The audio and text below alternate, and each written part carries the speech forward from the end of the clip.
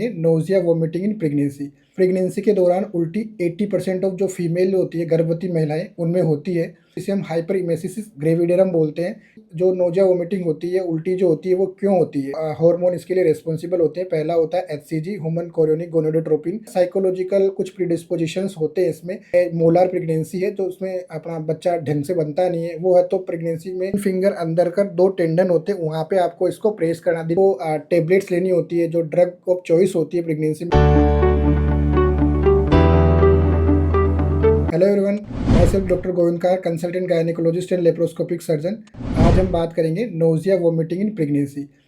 Pregnancy के दौरान उल्टी 80% ऑफ जो फीमेल होती है गर्भवती महिलाएं उनमें होती है।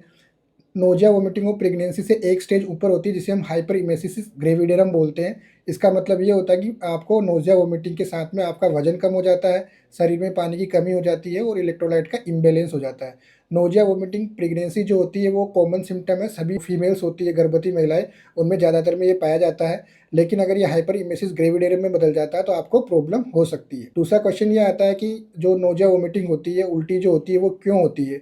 मेन इसका कारण जो होता है वो होता है हार्मोनल। आपके जो बॉडी में हार्मोन्स जो होते हैं वो बढ़ जाते हैं। हार्मोन इसके लिए रिस्पॉन्सिबल होते हैं। पहला होता है एचसीजी, ह्यूमन कोरियोनिक गोनाडोट्रोपिन, जो प्लासेंटा से निकलता है और प्रेगनेंसी में बहुत ज़्यादा हो जाता है। और दूसरा हार्मोन होता है ईस्ट्रोजन।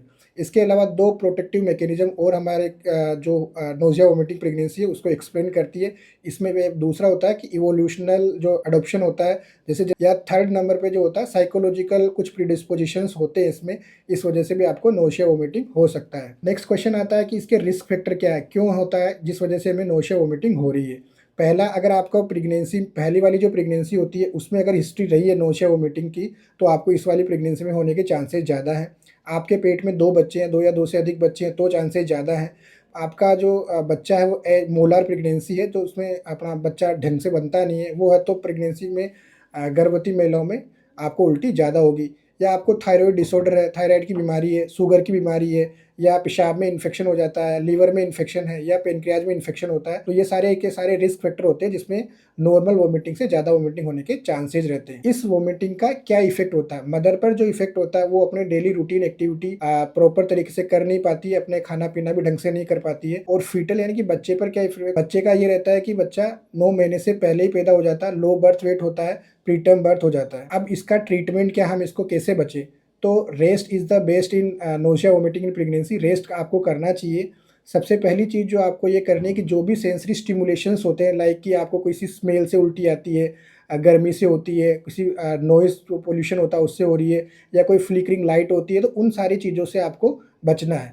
दूसरा, जब भी आप खाना खाएँ तो स्मॉल एंड फ्रीक्वेंट फीड्स लेना है। हर घंटे 2 घंटे में आपको खाना खाना है, एक साथ बहुत अधिक खाना नहीं खाना है। और आपको कोई भी स्पाइसी फूड या जो फैटी फूड्स होते हैं, तले भुने चीज़ें जो होती है, उनको अवॉइड करना है। आपको केवल ब्लैंड बिल्कुल फीका खाना खाना है। और जो ड्राई फूड्स होते हैं, ड्राई वाले जो होते हैं, सूखा जो खाना होता है उसको लेना है। हाई प्रोटीन कंटेंट जिसमें होता है, स्नैक्स वगैरह होते हैं जो प्रोटीन के आपके पास बिस्किट्स बने होते हैं मॉर्निंग में, वो लेना है। आपका जो इंटेक होता है उसमें जिंजर का इंटेक बढ़ा देना। सब्जी में या चाय में जो भी आप ले रहे हो उसमें आपको जिंजर को बढ़ा देना है। एक एक्यूप्रेशर पॉइंट भी होता है नोशिया वोमिटिंग और प्रेगनेंसी के लिए। ये जो आपका हाथ होता है, इसके 3 फिंगर अंदर कर 2 टेंडन होते हैं, वहाँ पे आपको इसको प्रेस करना। दिन में 10-15 बार, जितनी बार आप प्रेस कर सकते हो, इसको यहाँ से आपको दबाना है। इन सब चीज़ों से भी अगर आपको लगता है कि आपकी वोमिटिंग ठीक नहीं हो रही है, तो फिर आपको टेबलेट्स लेनी होती है जो ड्रग ऑफ चॉइस होती है प्रेगनेंसी में। सबसे कॉमन ड्रग होती है वो डॉक्सिलामिन प्लस पाइरिडॉक्सिन का कॉम्बिनेशन आता है, जिसे हम 10 मिलीग्राम के कॉम्बिनेशन में दे सकते हैं। इसके अगर उससे भी नहीं ठीक होता है तो फिर हम एसओएस ओंडेनसेट्रोन देते हैं, मेटोक्लोप्रामाइड देते हैं, या प्रोमिथाजिन की जो टेबलेट्स होती है उनको देते हैं। अगर फिर भी नहीं आता आराम तो आपको एडमिशन की ज़रूरत पड़ सकती है। Thank you so much.